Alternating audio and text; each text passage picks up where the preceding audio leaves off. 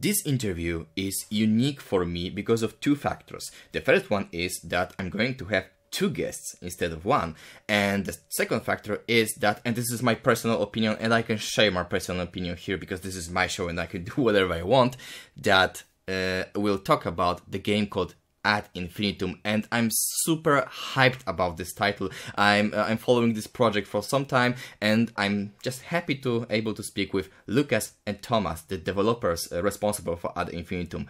Hi Lucas, hi Thomas, how are you? Hello, thank you. Nice to meet you. It's a really cool opportunity to be here and talk with you. Yeah, thanks for the opportunity and thanks for the kind words.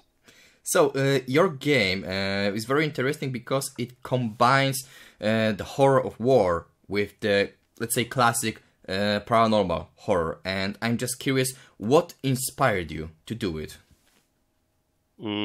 Basically, we all know that horror, that basically war is one of the most horrific things that exists. And the horror of war, you can, of course, not really capture in a medium, in a game, or in a book, or whatever it might be.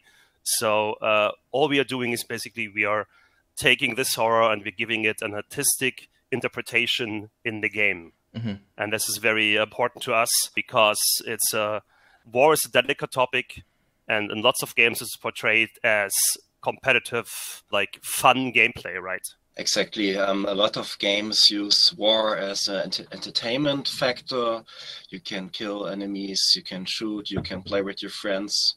But there are not a lot of games that basically deal with the aspect of what is war causing with every human soul, people that are involved, soldiers, civilians, and so on, because people are basically marked for the rest of their life. Mm-hmm.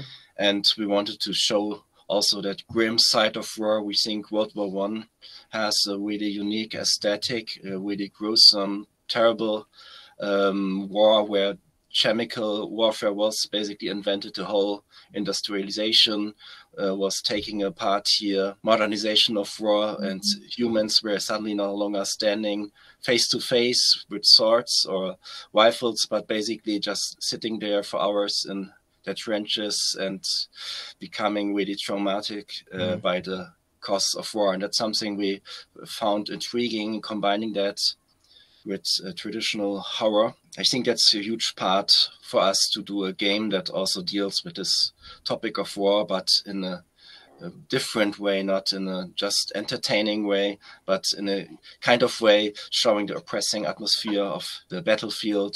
And I think it goes without saying that we are an anti-war game, obviously, right? I think it's important for the people to know that we are a psychological horror game, and we are not an action game. Some people might think, because it's war-based, that you can shoot a lot and there's like action gameplay.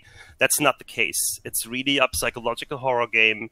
We have historical tools you can use. We have historical environments combined with a mystery, like surreal things haunting you, a dreamlike atmosphere, and basically it's a constant switch between different environments. And yeah, we really want you guys to experience that dreamlike, surreal ride of a story we have. We want basically player to question their own sanity. What is real? What is unreal? Are we still in the war? Are we back? Are we even alive? Those are questions the player should face himself with.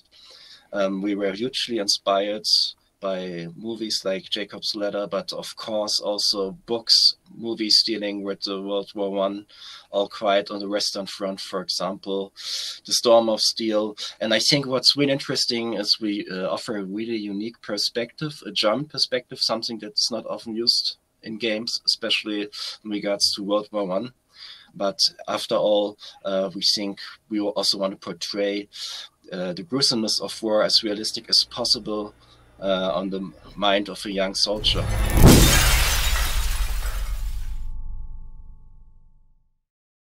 And if it's not a problem for you, you can, or maybe you already did, I don't remember, you can send your photo and I can just, yeah, you can maybe take the one from the webpage. It's like the one from the webpage, you can put it there. Mm-hmm. Sounds good to me. Move my mouth like the South Park, yeah, the Canadian people. Canadians, freaking the Canadians from South Park, like this.